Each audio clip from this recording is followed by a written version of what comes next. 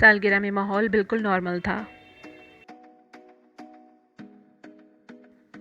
اسد نے کسی کو یہ علم نہیں ہونے دیا کہ کچھ ہوا تھا، البتہ سارا وقت اس نے شہریار سے بات نہیں کی اور سنجیدگی سے الگ تھلگ رہا۔ لیکن مہرو کی کیفیت عجیب تھی۔ اس کا دل عجیب سی نئی کیفیت میں مبتلا ہو گیا جو کہ بڑی مسحور کن تھی۔ سالگرہ کے پورے فنکشن میں شہریار نے اپنی بھرپور توجہ مایا کو دی، بلکہ وہ دونوں یوں بے تکلف رہے جیسے انہیں ایک دوسرے کے سوا اور کسی کی پرواہ ہی نہیں۔ اور چونکہ سب اس رشتے سے خوش تھے اس لیے کسی کو اس پر اعتراض نہ تھا۔ وہاں پر خاص مہمان تو موجود نہیں تھے، سب گھر ہی کے لوگ تھے۔ سالگرہ سے فارغ ہو کر سب اپنے کمروں میں آرام کرنے چلے گئے۔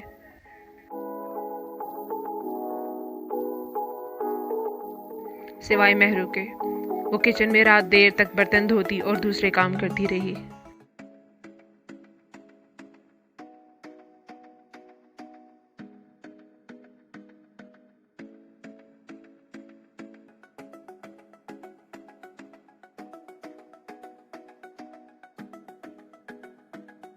دن گزرتے گئے اور شہریار اور مایا کا عشق پروان چڑھنے لگا۔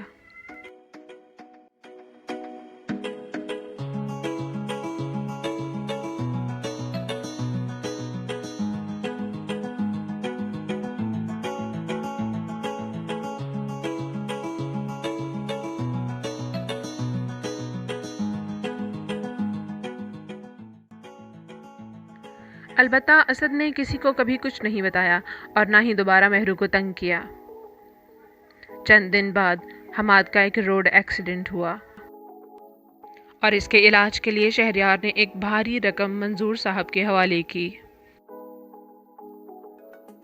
اور یوں گھر کے بڑوں کی نظر میں وہ نہ صرف ایک انتہائی سعادت مند نوجوان بن کر ثابت ہوا بلکہ سبھی اس سے مطمئن اور خوش تھے سوائے اسد کے۔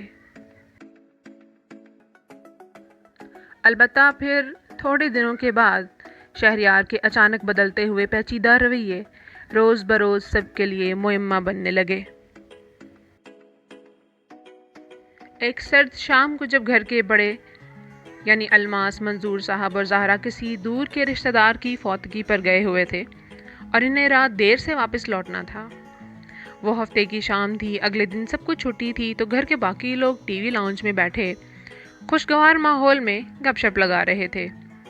شہریار، اسد، مایا، حماد اور مہرو سب ایک دوسرے سے خوش گپیاں لگا رہے تھے۔ حماد بولا، شہریار بھائی، آپ کے پرندے کیسے ہیں؟ شہریار نے تھوڑا سوچ کر جواب دیا، میں نے انہیں آزاد کر دیا۔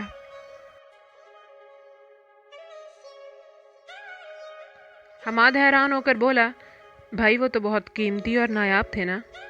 خیر، ویسے مجھے حیرت ہے کہ آج کے زمانے میں بھی آپ موبائل استعمال نہیں کرتے، مطلب جیتے کیسے ہیں آپ؟ شہریار بولا، تم تو ایسے کہہ رہے ہو جیسے تم نے کوئی انسان کبھی موبائل کے بنا جیتے نہ دیکھا ہو۔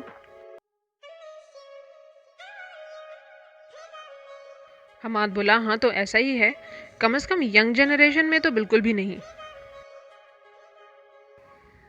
شہریار بولا، مہرو کے پاس تو نہیں ہے۔ اس جواب سے یکدم فضا میں خاموشی ہو گئی۔ مایا کو یہ بات اچھی نہیں لگی۔ اس نے ایک ناگوار سا تاثر دیا۔ اسد طنزیہ انداز میں بولا، مہرو ایک معصوم سی لڑکی ہے، اسے دور ہی رہنا چاہیے ایسی فضول چیزوں سے۔ شہریار جواباً طنز کرتے ہوئے بولا، تاکہ آپ جیسے لوگ اپنی من مانی کر سکیں، ہے نا؟ مایا سے رہا نہ گیا، وہ بھی طنزیہ انداز میں بولی، ینگ جنریشن میں اخلاقیات کا معیار گرتا جا رہا ہے، مہرو کے پاس ہونا بھی نہیں چاہیے فون۔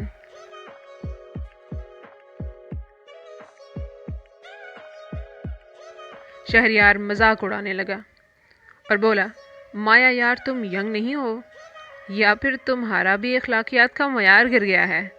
یہ کہہ کر اس نے زوردار کہکا لگایا